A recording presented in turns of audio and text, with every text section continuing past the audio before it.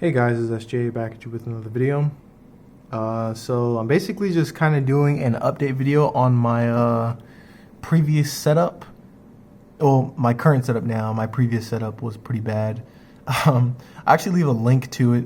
If I can, I'll get a picture of it and I'll put it in the right now on the screen and kind of show you guys. It was an Optiplex with a GT730 in it. Yeah, I pretty much upgraded pretty good, and it looks pretty good. Looks pretty awesome. But without further ado, let's go ahead and get started. So let's start off with storage. These two are, the one on the top is a 500 gigabyte hard drive. The one on the bottom is 1 terabytes. And the one that you cannot see, which is my boot drive, is an SSD. It's a ADATA SSD, has 250 gigabytes. I kind of made a mistake when I was installing Windows. I forgot, I got a little too excited, and I wanted to install it really quickly and see how everything works. And I forgot to make the 1 terabyte hard drive as a what was it? The storage location. So have the boot drive as the SSD and the storage as the bottom one, the 1 terabyte. But in the future, I'm probably going to reinstall Windows and get all that set up again. Let's see. So let's go ahead with the power supply. This is an 850 watt power supply, gold standard. That's what it said on the box. But yeah. To have both of these GPUs running, I would have to have a bigger power supply. And in my test bench, if you guys seen in my previous video, I had a 600 watt power supply, which was sitting there before, but I took it out and bought this one, and it's been doing pretty good. The GPUs are R9 or two R9 390s, and they're running in Crossfire. And so when I initially got the top one, it was running super hot. Like, it was like, it's like as if he didn't even replace the thermal paste on it. So like, these cards have a problem with like getting really hot, and I guess he never replaced the thermal paste on it. And so I asked him, I was like, hey, did you ever replace the thermal paste on it? And he's like, no. And so I took it apart, replaced the thermal paste on it, and it was running amazing. So it was initially doing like 73 degrees Celsius.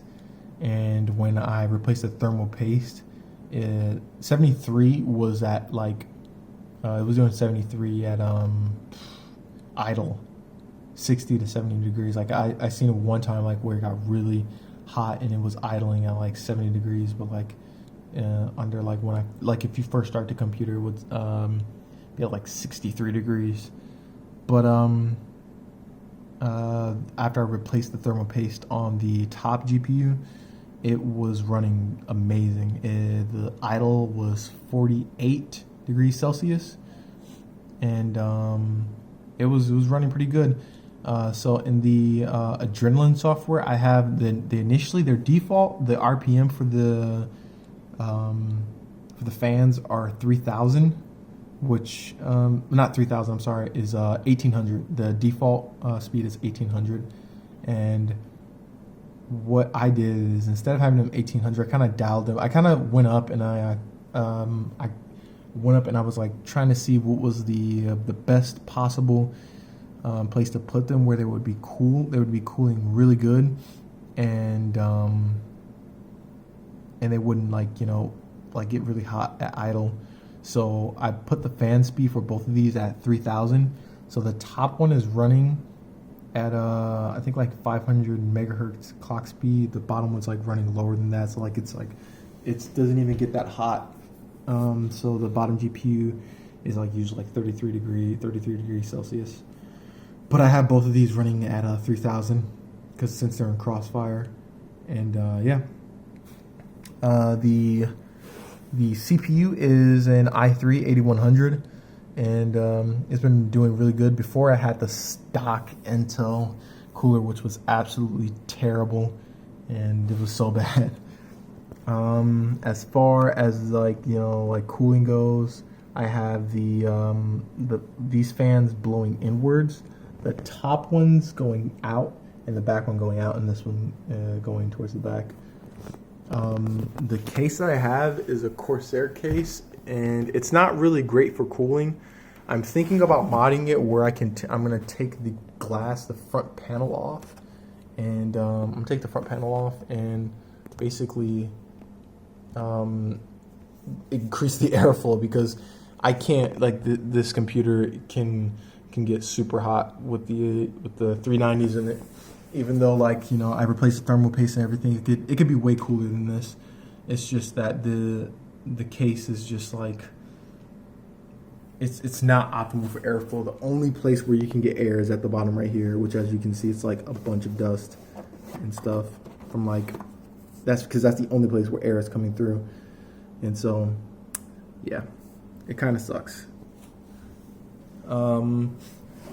As far as the RAM goes, these are what is it, 4 gigabytes each of G.Skill, and they the first one, I thought I broke the very last one right here on the side, the very last one. I thought I broke it, so I dropped it when I got it from a guy on OfferUp, and he basically was selling it for, I think, like $40, and I was like, hey, I'm gonna pick it up.